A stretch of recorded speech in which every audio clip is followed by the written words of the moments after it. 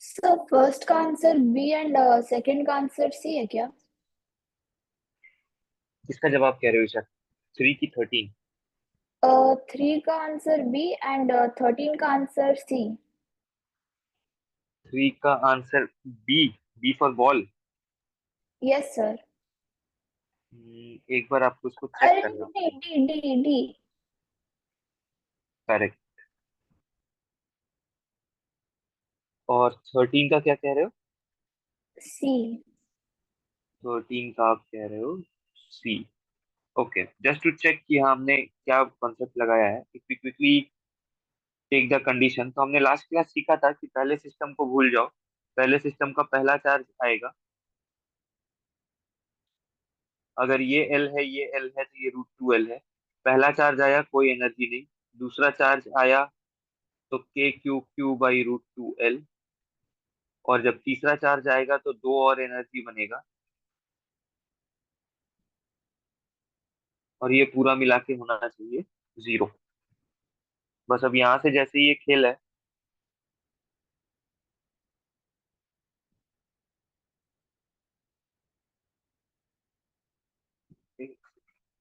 ये बनेगा।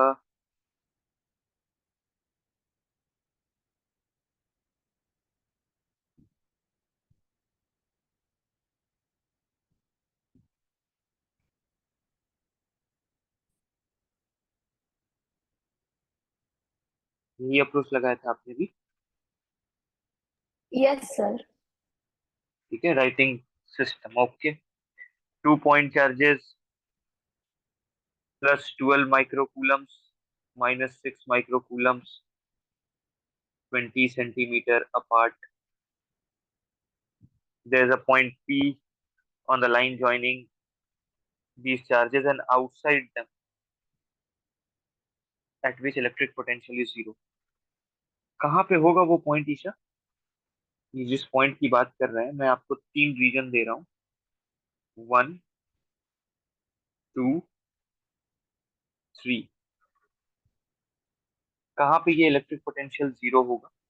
Three. And remember it should not be in between them, so possibility या तो 1 पे थ्री। है या 3। ऐसा क्यों बोल रहे हो 3 पे होगा?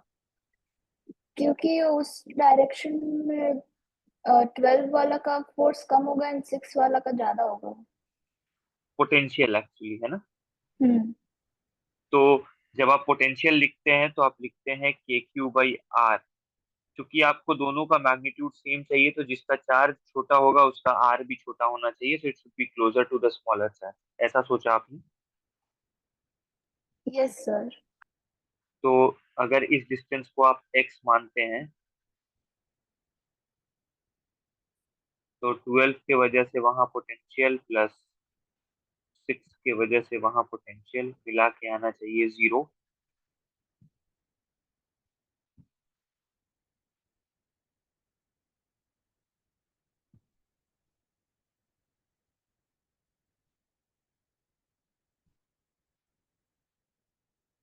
तो वो -6 से 0.2 मीटर्स पे होना चाहिए। परफेक्ट। एक और चीज देखते हैं फिर।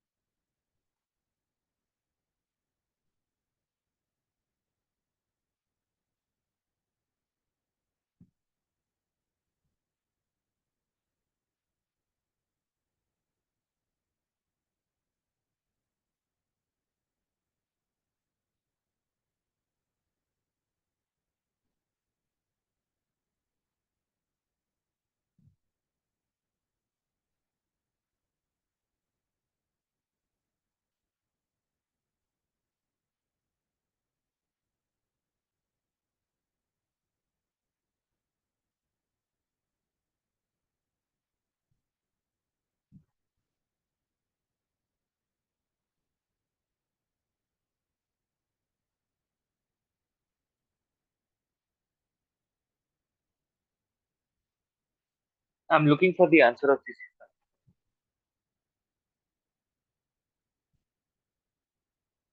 एक रिंग है, यूनिफॉर्मली चार्ज रिंग है, उसके एक्सिस पे √3 आर डिस्टेंस पे हमने एक नेगेटिव चार्ज को रेस्ट से रिलीज कर दिया। ये रिंग इस नेगेटिव चार्ज को रिपेल करेगा कि अट्रैक्ट करेगा? अट्रैक्ट करेगा। अट्रैक्ट करेगा, तो अट्रैक्ट होते होते ये जब इसके सेंटर पर पहुंचेगा तो उस समय इसके पास कुछ स्पीड आ गया होगा। आपको वही स्पीड बताना है, और आप सारे गिवन वेरिएबल्स को यूज कर सकते हैं और साथ में कूलम कांस्टेंट को यूज कर सकते हैं। ठीक है। Okay sir. Yeah.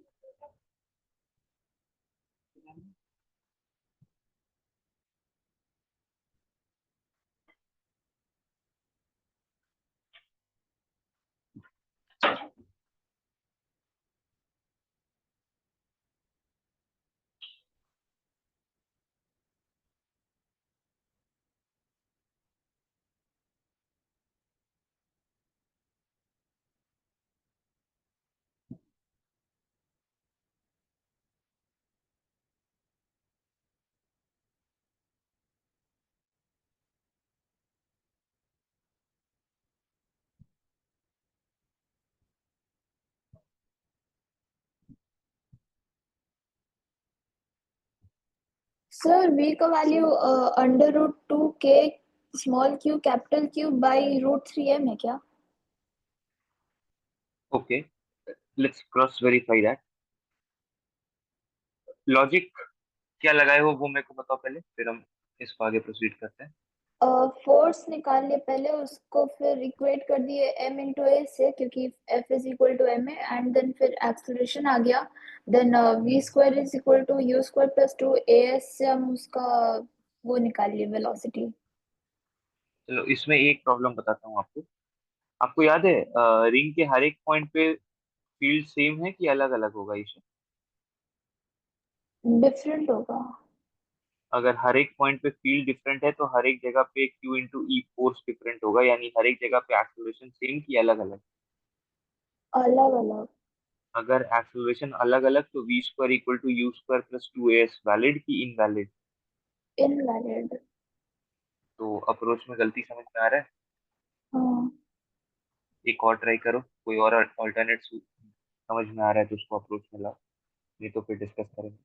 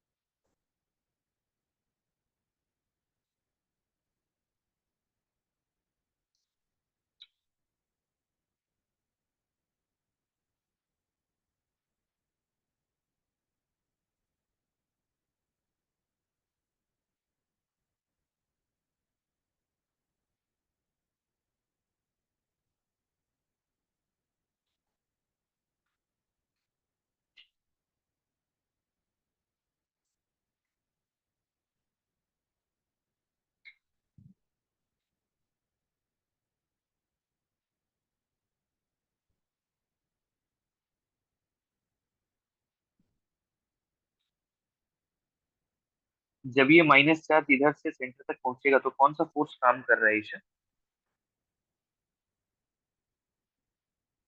हाँ। जब ये माइनस क्यू चार्ज मूव करेगा और ये सेंटर ऑफ द रिंग तक पहुंचेगा तो इस माइनस क्यू चार्ज पे कौन सा फोर्स काम कर रहा है? इलेक्ट्रिक फोर्स ना? Yes sir. इलेक्ट्रिक फोर्स कैसा फोर्स है, कंजर्वेटिव है नॉन कंजर्वेटिव है? कंजर्वेटिव। अगर सिर्फ कंजर्वेटिव फोर्स किसी सिस्टम पे काम करता है तो उसका मैकेनिकल एनर्जी चेंज करता है कि कंजर्व रहता है? कंजर्व्ड रहता है।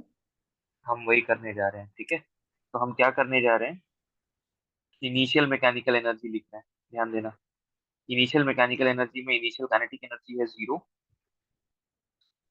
ठीक है।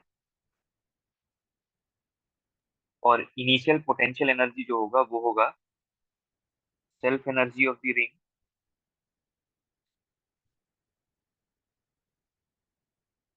Plus interaction energy of the ring with charge. और आपको तो याद है इंटरैक्शन एनर्जी लिखने का तरीका है, रिंग की वजह से यहाँ पे पोटेंशियल लिख दो और चार्ज से मल्टीप्लाई कर दो। अग्री करते हैं? Yes sir. तो रिंग की वजह से पोटेंशियल लिख रहा हूँ, ध्यान देना, K Q divided by R square plus X square का रूट इंटू चार्ज से मल्टीप्लाई करती है। This is the interaction energy. अगर इसमें दिक्कत है तो बताना। No sir. इक्वल टू, जब हमारा चार्ज सेंटर पे पहुंच जाएगा तो उस समय उसके पास एक स्पीड है v का, तो एक काइनेटिक एनर्जी हो गया, प्लस अब अगर हमको रिंग का सेल्फ एनर्जी तो एज इट इज ही रहेगा क्योंकि रिंग चेंज नहीं हुआ, प्लस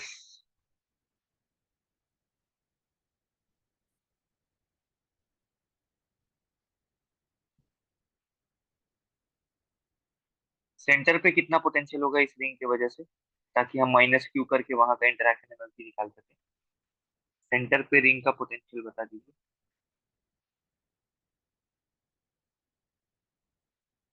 जीरो। ध्यान से, सेंटर पे फील्ड जीरो होता है, पोटेंशियल जीरो होगा कि नहीं, फॉर्मूला है आपके पास, लास्ट क्लास ही डेराइव किया था हमने, एक बार चेक करिए।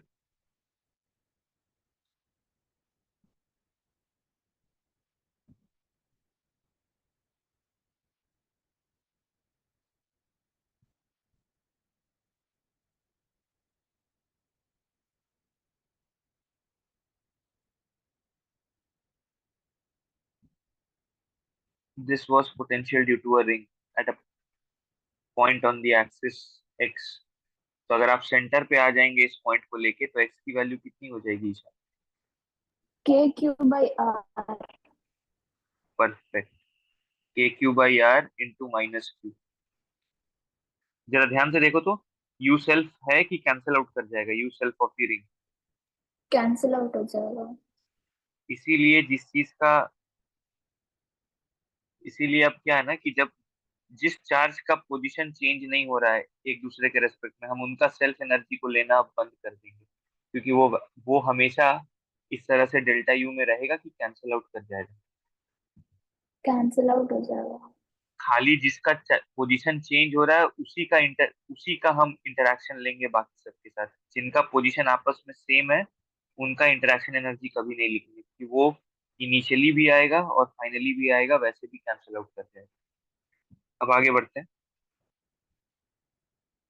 Minus k q q by two r is equal to half m v square minus k q q by r. Half m v square, इसको इधर लेकर आते हैं तो ये बनेगा k q q by two r. M v square is k q q by r. So v is root over.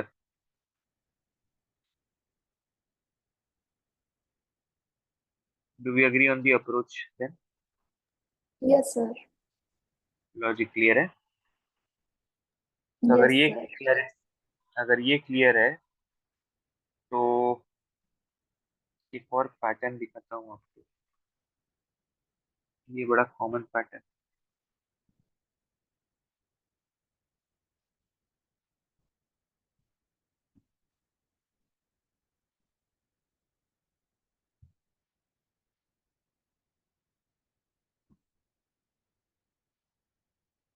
इस question को एक बार देखिए तो।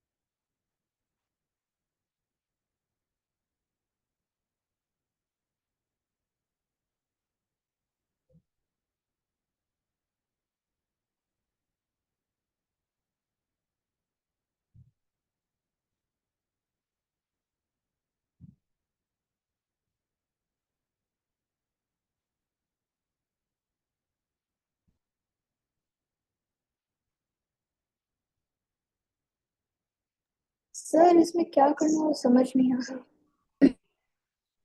Okay, let's try to understand. देखिए, ये जो चार्ज है, जो प्लस क्यू की, ये दो चार्ज तो फिक्स है अपने, +4Q और -Q जो है वो फिक्स है, और एक का डिस्टेंस है इधर d/2,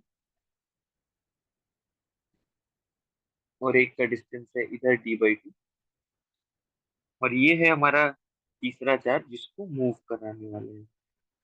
तो पहले हम क्या करते हैं कि इस चार्ज का इंटरेक्शन एनर्जी निकालते हैं इन दोनों के साथ, जब ये ओरिजिन पे है। तो पहले ओरिजिन पे हम पोटेंशियल निकाल लेते हैं, 4Q और -Q का। तो एक बार ध्यान देना,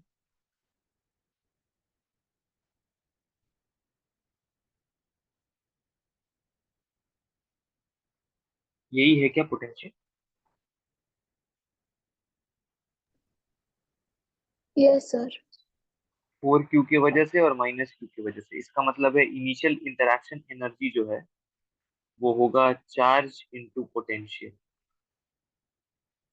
तो इनिशियल इंटरेक्शन एनर्जी है 6kq² dy।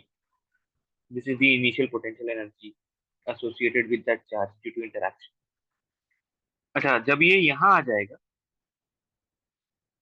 इस पॉइंट पे आ जाएगा चार्ज, तो पहले हम इस पॉइंट पे पोटेंशियल निकाल लेते हैं, again due to 4Q and -Q। तो वी फाइनल लिख रहा हूँ, एक बार आप वैल्यू देखें।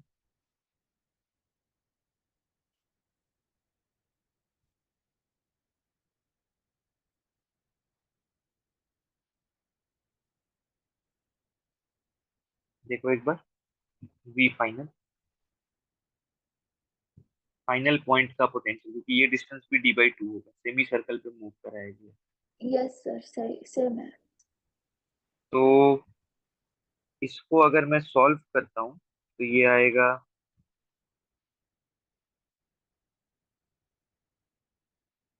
क्योंकि यहाँ पे बनेगा 8kq/3d और यहाँ बनेगा -2kq/d। 3 से जब मल्टीप्लाई कर देंगे तो 6, 8 - 6 हो जाएगा 2। तो ये मेरा फाइनल पोटेंशियल है। तो मेरा फाइनल पोटेंशियल एनर्जी जो होगा वो Q टाइम्स दिस होगा।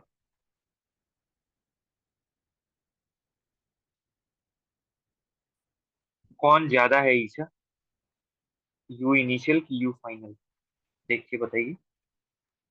You initial. You initial. तो इतना तो श्योरिटी हो गया कि पोटेंशियल एनर्जी इंक्रीज किया होगा कि डिक्रीज किया होगा, डिक्रीज किया होगा। राइट। तो पोटेंशियल एनर्जी अगर डिक्रीज किया होगा तो ऑप्शन या तो सही आंसर बी होगा या डी होगा, राइट। अब पता करना है कितने से डिक्रीज किया है। तो देखो, डिक्रीज कितने से किया है तो पता कर लेते हैं। मैग्नीट्यूड होगा you initial minus you final, kq² dy, 6 - 2/3। तो ये हो जाएगा kq² dy,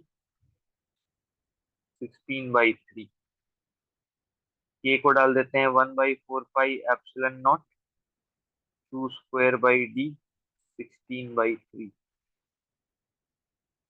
4q² /3πε0d कितने वैल्यू से डिक्रीज किया होगा, कौन सा ऑप्शन है। बी। लॉजिक समझ पाए हो। Yes sir. चार्ज का इनिशियल इंटरैक्शन और चार्ज का फाइनल इंटरैक्शन में कितना का चेंज आया, हमें यही फिगर आउट करना था। The energy of the charge will increase या डिक्रीज बताना था, और कितने से होगा वो बताना था। ठीक है। तो ये सारे पैटर्न्स हैं जो हमें पोटेंशियल एनर्जी पे पूछे जा सकते हैं। एक और पैटर्न देखो।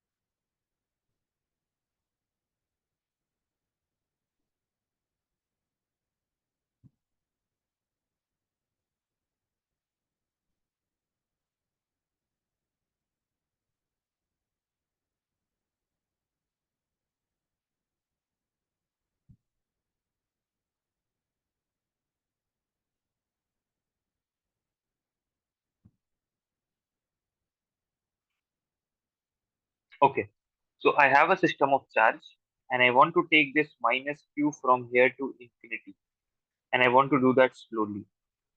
तो मुझे बताना होगा कि मुझे कितना वर्क करना होगा. क्वेश्चन क्लियर है इसे? तो यस सर. तो ये सिस्टम फाइनली ऐसा दिखना चाहिए.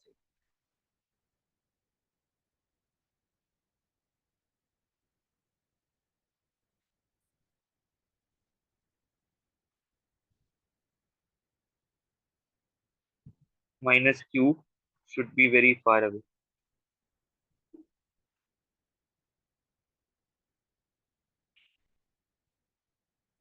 हमें यहाँ से यहाँ जाना है. ठीक है. ओके. कैन आई से ये वाला पार्ट ऑफ द सिस्टम दोनों केस में डिफरेंट है कि सेम है? सेम है. तो इनका इंटरेक्शन लिखने का जरूरत है कि वो वैसे भी कैंसिल आउट कर जाएगा? कैंसिल आउट हो जाएगा. इसका मतलब है बस हमको देखना है कि इनका इंटरेक्शन इसके साथ इनिशियली क्या था और इनका इंटरेक्शन इसके साथ फाइनली क्या है, और सारा काम उसी का है. ठीक है. Yes sir. ध्यान से देखना. एक आप इस चार्ज पे फोर्स लगा रहे हैं और इसको लेके जा रहे हैं, और दूसरा इलेक्ट्रिक फोर्स इस पे लग रहा है. इसका मतलब है कि जब ये चेंज हो रहा है सिस्टम में तो दो फोर्सेस काम कर रहे हैं.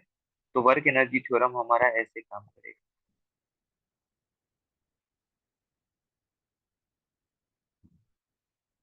ठीक है.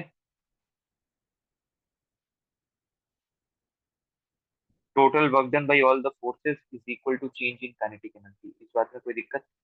No sir. स्लोली जा रहा है ईशा. स्लोली का मतलब है कि पार्टिकल को कभी हम ओके यहाँ पे मुझे देना चाहिए था. Find work done in taking minus Q from given position to infinity very slowly. तो अगर चार्ज को स्लोली ले जाया जा रहा है इसका मतलब है कि उसको कभी स्पीड डेवलप नहीं करने दे रहे हैं. स्पीड नहीं डेवलप करने दे रहे हैं मतलब चेंज इन काइनेटिक एनर्जी कितना? जीरो. जीरो. क्योंकि स्पीड नहीं डेवलप होने दे रहे हैं इसका मतलब है कभी भी उसका काइनेटिक एनर्जी आने ही नहीं दे रहे हैं. तो के final minus K initial is zero. Agreed? Yes sir. Work external is negative of work electrical. इसको इधर ले जाओगे तो नेगेटिव ऑफ वर्क इलेक्ट्रिकल. अच्छा, इलेक्ट्रिकल फोर्स कैसा फोर्स है? कंजर्वेटिव की नॉन कंजर्वेटिव? इलेक्ट्रिसिटी. कंजर्वेटिव. तो कंजर्वेटिव फोर्स के वर्क डन को आप लिख सकते हैं माइनस डेल्टा यू. तो आप इसको लिख सकते हैं minus of minus delta you is plus delta U which is you final minus U initial. ठीक है. अच्छा, जब हम यू इनिशियल लिखेंगे तो एक्चुअली उसमें इनका भी आपस का इंटरेक्शन होना चाहिए था, लेकिन इसको हम नहीं लिखेंगे अब से क्योंकि ये इनिशियली और फाइनली सेम है तो वो वैसे भी कैंसिल आउट करेगा. तो उसको हमको लिखने की जरूरत नहीं है. लेकिन इन दोनों का यहाँ पे पोटेंशियल निकालोगे अगर, तो वो होगा, और उससे अगर हम माइनस क्यू को मल्टीप्लाई कर दें तो क्या मेरे को यू इनिशियल मिल जाएगा इंटरेक्शन एनर्जी. Yes sir. इन दोनों का यहाँ पे पोटेंशियल निकाले के क्यू बाई एल तो two k Q by l, और वहां पे माइनस क्यू लाए थे तो माइनस क्यू से मल्टीप्लाई करके इंटरेक्शन एनर्जी निकाल ली. मेरे को यू फाइनल बताओ. आप थोड़ा सा सोचो और मुझे यू फाइनल बताओ.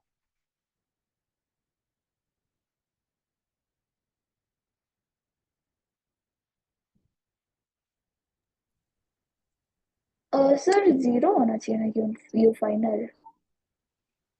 करेक्ट, क्योंकि ये पॉइंट इससे इनफाइनाइट दूरी है तो यहाँ इसका भी पोटेंशियल जीरो, इसका भी potential zero, so minus Q into zero is zero.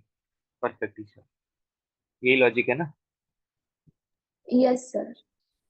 तो एक्सटर्नल वर्क देखो कितना हुआ. You final minus U initial.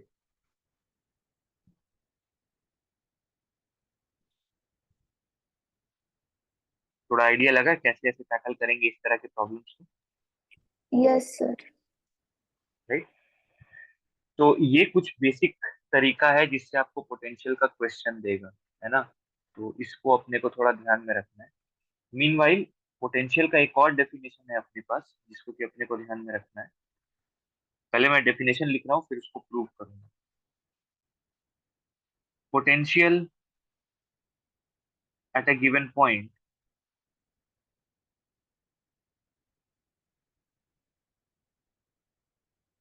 is equal to work done by external force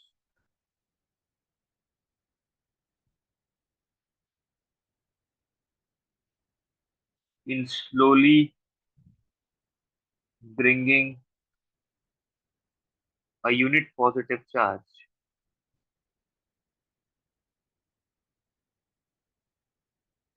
from reference to that point, from reference to that point. तो let's say वो point है P और हमारा reference है यहाँ पे, और रेफरेंस हमारा बाय डिफॉल्ट, और हमारा सिस्टम ऑफ चार्ज है यहाँ।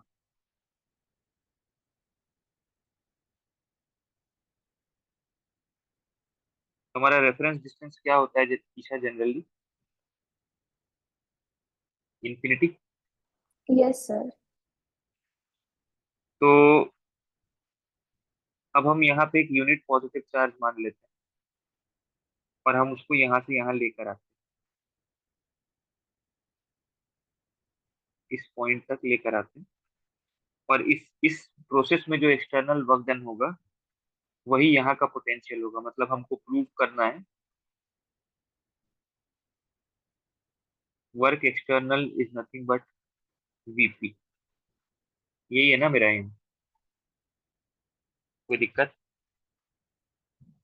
No sir. चलो अब देखते हैं इसमें क्या करते हैं। तो मैं बोल रहा हूँ कि जब रेफरेंस उसको पी पॉइंट तक लाएंगे तो उस पर वर्क एनर्जी थ्योरम लगाएंगे।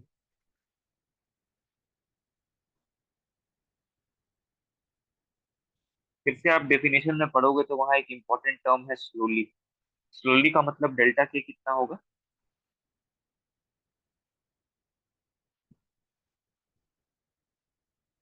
स्लोली ला रहे हो किसी चीज को तो डेल्टा के कितना होगा? जीरो। जीरो। इसका मतलब है external work done is equal to negative of electric force. इसका मतलब है external work done is negative of negative delta U which is also equal to delta U. यानी external work done is u final minus u initial. Do we agree on this? कोई दिक्कत? No sir. अच्छा मुझे एक चीज बताओ ईशा, ये सही है क्या? u is equal to charge into potential. Yes sir. Okay, तो क्या मैं ये लिख सकता हूँ कि external work done is equal to q times v final minus q times v initial? सही बोल रहा हूँ? Yes sir. इस बार जो चार्ज को आप लेकर आए हो रेफरेंस से p तक, उस चार्ज की वैल्यू कितनी है जिस चार्ज का मूवमेंट करा रहे हो? 1 कूलम का। अगर 1 कूलम है इसका मतलब यहाँ और यहाँ q की वैल्यू कितनी आएगी?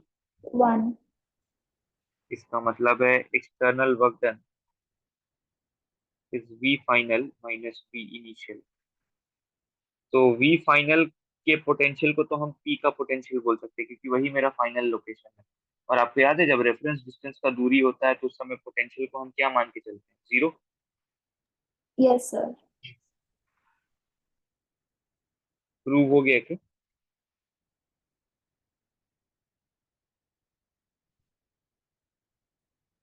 Potential at a point is equal to external work done in slowly bringing a unit positive charge from infinity to or from reference to that particular point. वही हुआ ना?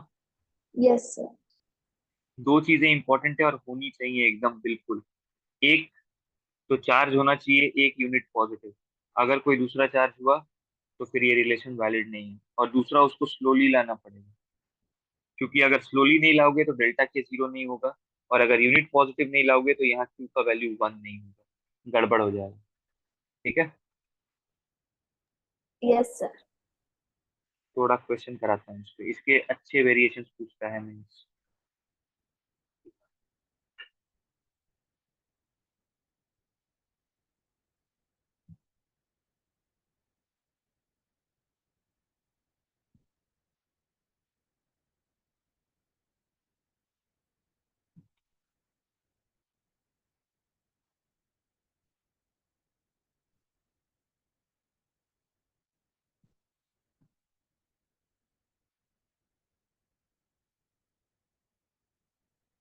एक बार इसको देखिए तो।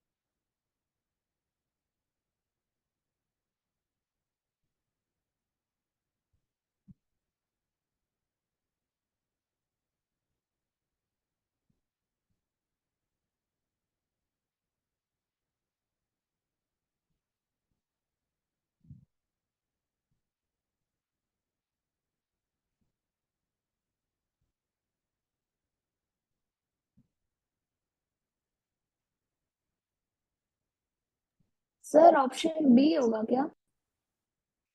Option B. Okay, let's quickly check. The amount of work done by external agent is slowly bringing a 2 coulomb charge from infinity to that point. Okay, एक charge है और उसके वजह से एक पॉइंट पे इलेक्ट्रिक फील्ड है 4, यानी KQ/R² और ये डिस्टेंस है 2 मीटर। के क्यू बाई आर स्क्वायर जो है वो है 4। इसका मतलब है हम यहाँ से के क्यू बाई आर को लिख सकते हैं 4 R. Do we agree on this? Yes sir. और K Q by R is nothing but potential due to charge at that point P. So potential at point P को हम लिख सकते हैं 4 into 2 विच इज 8। पहले ये बताओ, clarity है? Potential at that point due to charge is 8। Yes sir. ठीक है। अभी देखो, 1 कूलम चार्ज को लाता तो हम बोल देते कि उतना ही वर्क डन करना पड़ेगा 8 के बराबर, लेकिन इस बार 1 कूलम चार्ज को ला रहा है कि 2 कूलम चार्ज? 2 कूलम। अच्छा। तो हम एक्सटर्नल एजेंट के वर्क डन को सीधे पोटेंशियल के बराबर नहीं बोल सकते। करेक्ट? Yes sir. तो अब मेरे को क्या करना चाहिए? वर्क एनर्जी थ्योरम के हेल्प लेना चाहिए। तो इन्फिनिटी से अब उस चार्ज को मेरे को लेकर आना है यहाँ।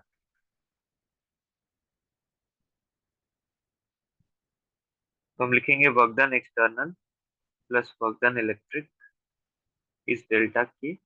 स्लोली है तो 0। Work external is negative of work electrical which is minus delta you. So work external is delta U. So work external is U final minus U initial. So work external is Q times V final minus Q times V initial. V initial कितना होगा इसे, जो कि infinite distance की दूरी पे है, तो वहां पे पोटेंशियल कितना रहा होगा? 0। 0। तो ये वाला पार्ट हो गया 0। अब जरा देखो work external, Q times potential at P, 8 joules की 16 जूल्स। 16 रूल्स। इसीलिए हमने सीखा है कि दो चीजें होनी ही चाहिए, तभी जाके हम इतना बोल सकते हैं कि external work is equal to VP. लेकिन वो तभी बोल सकते हैं जब स्लोली आए और 1 यूनिट चार्ज आए। तो स्लोली तो था, लेकिन 1 कूलम नहीं था, 2 कूलम था, इसीलिए गड़बड़ हो जाएगा। क्लैरिटी है? Yes sir. ठीक है। एक और क्वेश्चन देखते हैं इसी से related।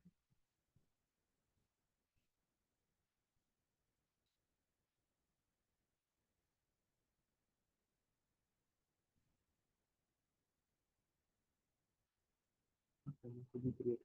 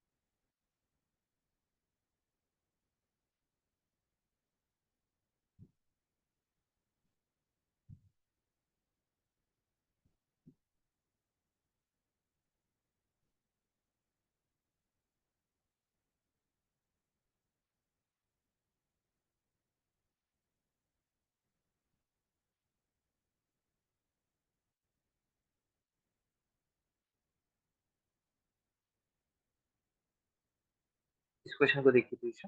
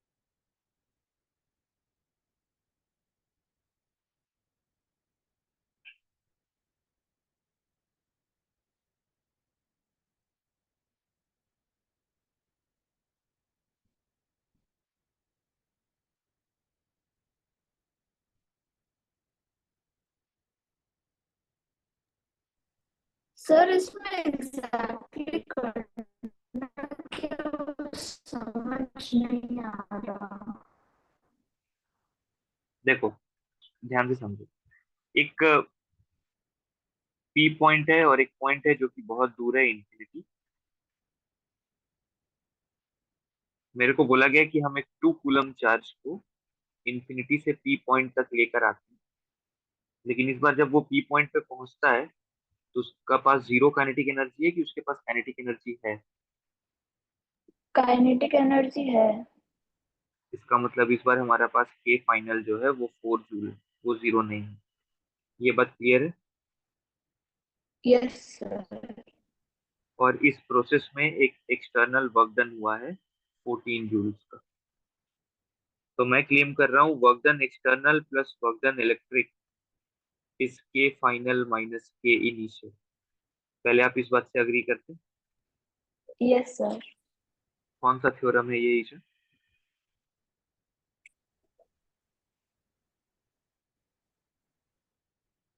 Total work done is equal to change in kinetic energy. Conservation energy का। नहीं, कंजर्वेशन नहीं है, ये है वर्क एनर्जी थ्योरम, राइट? याद है yes work energy sir. Theorem? Work energy theorem कहता है total work done bye all the forces acting on the system is change in kinetic energy of the system, right? Yes sir. तो अब ध्यान से, work external, work electrical को हम minus delta you electrical लिख सकते हैं, K final minus K initial. Work external minus delta U को हम लिख सकते हैं U final minus U initial, K final minus K initial. Work external Q into V final, तो वी फाइनल है VP minus Q into V initial which is at infinity, इस K final minus K initial. मेरे को एक बात बताओ, के initial कितना है? जीरो। परफेक्ट। वी इंफिनिटी कितना है? Potential at infinity. वो भी जीरो ही होना चाहिए। परफेक्ट, जीरो ही है। क्वेश्चन पढ़ के आप मेरे को बताओ वर्क एक्सटर्नल कितना है? 14 joules. 14 joule minus Q into VP, Q कितना है? टू। वीपी पता है कि कैलकुलेट करना है? कैलकुलेट करना है। और के फाइनल कितना है? फोर। अभी वीपी कैलकुलेट होगा? Yes sir. कितना आ रहा है बता दो कैलकुलेट करके। 5। और आपको पता है पोटेंशियल है तो उसका यूनिट होगा वोल्ट्स। लॉजिक क्लियर है? Yes sir. ठीक है। This is what the question was asking. तो मैं बस आपको ये समझाना चाह रहा हूँ कि अगर कुछ ना समझ में आए तो हमारा स्टार्टिंग पॉइंट ना वर्क एनर्जी थ्योरम होना है। तो जब भी इस तरह के क्वेश्चंस आए तो आपको हमेशा starting point work energy theorem रखना है, और आपको इस तरह का एक डायग्राम बनाना है ताकि आप पैरामीटर्स को अच्छे से लिंक कर पाए। ठीक है? Yes sir. ओके, ठीक।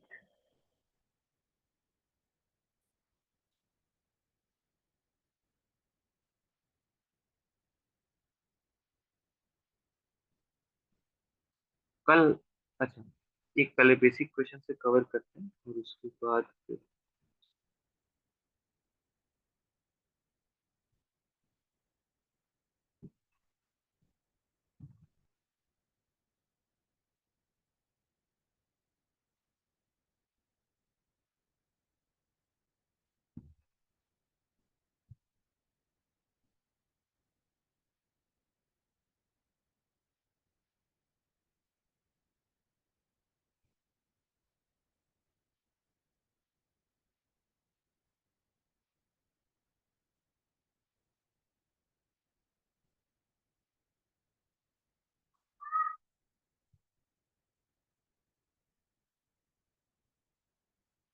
एक आर्क है जिस पे यूनिफॉर्म चार्ज डेंसिटी है लैम्डा, उस आर्क का रेडियस जो है वो है कैपिटल आर।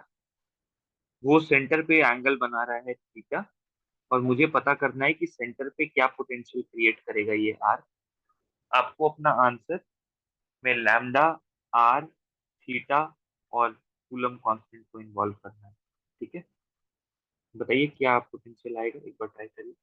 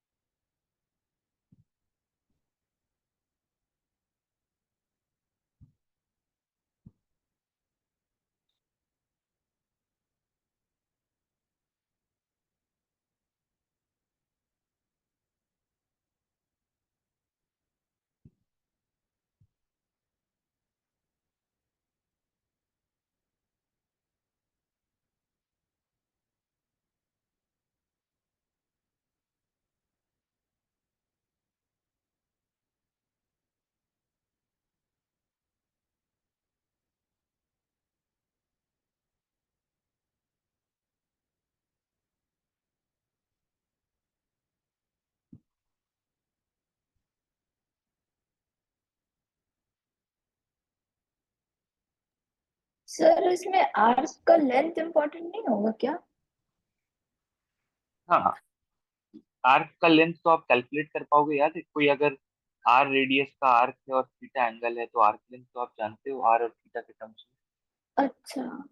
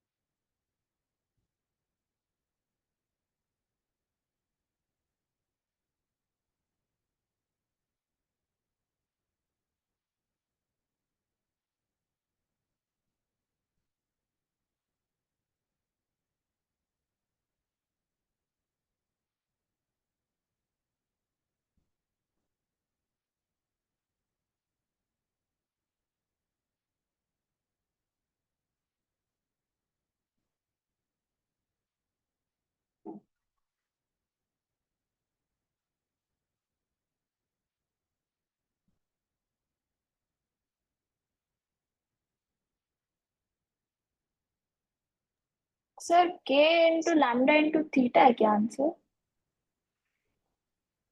के इंटू लैम, परफेक्ट। क्योंकि आप कोई भी डी क्यू चार्ज लेते तो आप उसके वजह से पोटेंशियल लिखते के डी क्यू, उसका डिस्टेंस होता आर। सारा पोटेंशियल को इंटीग्रेट करते, क्योंकि पोटेंशियल एक स्केलर क्वांटिटी है, डायरेक्शन का कोई टेंशन है ही नहीं। तो वीसी बनता K by R integration of D Q. So VC बनता के बाई आर। अच्छा, टोटल डी क्यू होता लैम्डा इंटू आर के एन, और आप यहाँ से बोल देते के इंटू लैम्डा। यही किया ना? Yes sir. सही है लॉजिक, बिल्कुल सही। चलो ठीक है। ठीक है, फिर यहीं तक आज रखते हैं।